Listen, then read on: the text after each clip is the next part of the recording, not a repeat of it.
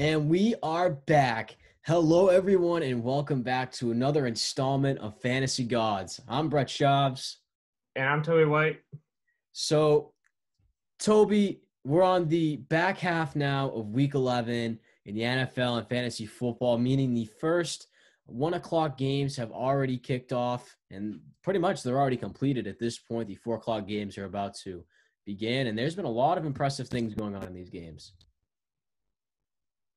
Yeah, right, Brett. There have been a lot of games going, like games today, and a lot of players and a lot of great defenses absolutely popped off today, and we did not expect them to.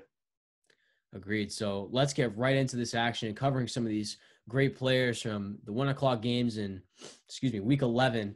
And we were going to start off with the Cleveland Browns defense, who showed up against the Philadelphia Eagles, only allowed 17 points on 2 interceptions, a fumble recovery, and one of those interceptions was a pick six. This Browns team ended up putting a little over 20 points on the board in fantasy football for PPR leagues. So they really showed up to play today against a struggling Carson Wentz and Eagles offense, and I don't think anyone expected them to play this good today. Yeah, especially against the Eagles, and we thought the Eagles were gonna put up a shot, but they really didn't. And Carson Wentz looked struggling, the cold rain and stuff, in Cleveland and stuff, and now the Browns are a team that we should really start talking about because now they're second in the AFC North behind the 10-0 Pittsburgh Steelers. And their defense is really coming along now than it did before.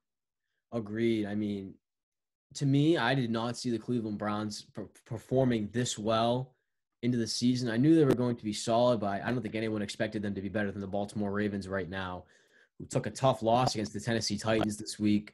And now they're on track to put some pressure on the Steelers, who are just seemingly running away with this division. So another impressive performance by the Browns. The next player on our list is Deshaun Watson from the Houston Texans. He showed up to play today against the New England Patriots, threw for 344 yards and 3 total touchdowns, totaling 31.36 fantasy points for this week against the Patriots. Watson had a fantastic game. He balled out and just picked apart this Patriots secondary that has been seemingly hot and cold all season. So to me, this is probably one of, if not Watson's best performance this season. And he's going to have to continue this momentum if, the Texans want some sort of energy going towards the back half of the season. Yeah. People really were going to think that the Patriots were going to win this game, but Watson is on fire right now, especially having those 3 touchdowns and against a struggling Pats defense and stuff. And the Pats defense only had -1 fantasy point because they allowed so many points against the Texans. And now Watson is playing pretty well now than he did earlier in the year. Agreed. I definitely think that, even with the loss of DeAndre Hopkins from this season, he's still throwing the ball pretty well to Will Fuller, Randall Cobb, and Brandon Cooks. I mean, he still has plenty of weapons, and now he's got, David Johnson, who's starting to get healthy again and maybe back on the field soon. But still, Deshaun Watson's producing pretty well with what he has. Yeah, definitely. Agreed. So our final player on our list today that performed super well in his game today against the Jacksonville Jaguars is Deontay Johnson from the Steelers. 12 receptions on 111 yards, totaling 23 fantasy points today in PPR leagues. Deontay Johnson has been fighting for targets all year, and he's been fighting some injury stints as well. I mean, if you look at the Steelers wide receiver corps right now, it's essentially 1A, 1B, 1C, and 1D. And he's fighting for targets between Juju Smith-Schuster. Chase Claypool has been phenomenal for the Steelers as a rookie, and James Washington as well, who's been a nice compliment. So for him to ball out today with 111 reception yards, is pretty impressive for the second-year player. Yeah, definitely.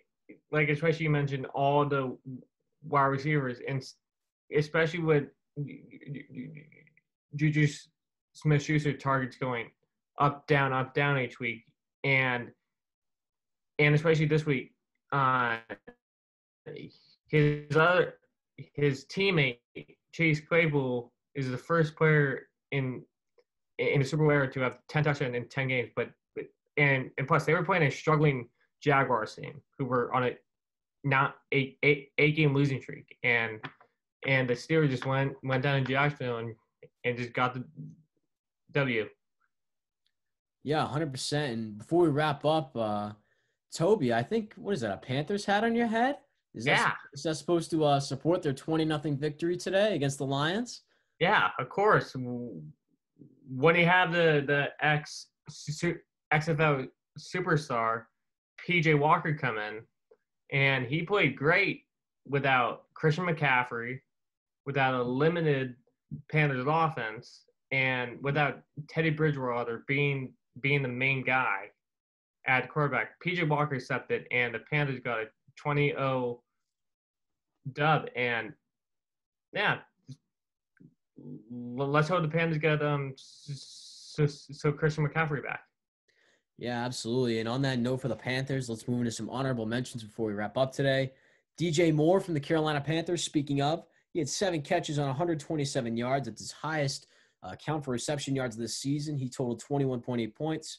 Derrick Henry finished off the game strong with 133 yards and a touchdown. He totaled 20 points as well. And Mark Andrews from the Baltimore Ravens totaled 96 reception yards on a touchdown, and that is 20.6 fantasy points. So a great day out of those guys. And you not forget about Taysom Hill filling in for Drew Brees and taking the lead and having 24 points in fantasy with 2 rushing touchdowns, 233 yards, and a blowout win against his rival Falcons. Agreed. I mean, Taysom Hill absolutely had, a great week, this week, filling in for Drew Brees and leading that offense to a nice win. And surprisingly, ESPN leagues had him listed as a quarterback and a tight end. So I'm scrolling through some of these leagues, and he's listed as a tight end, and he's putting up almost 25 points, which is Travis Kelce kind of numbers. So that's actually pretty good for, those who picked him up last minute on the waiver wire and were able to start him. Yeah, definitely. Agreed. All right, so that's going to wrap it up for this edition of Fantasy Gods. Once again, I am Brett Chaves. And I'm Toby White. Keep calm and play fantasy football, and the playoffs are just around the corner. Yes, sir. Get ready. It's going to be a good one.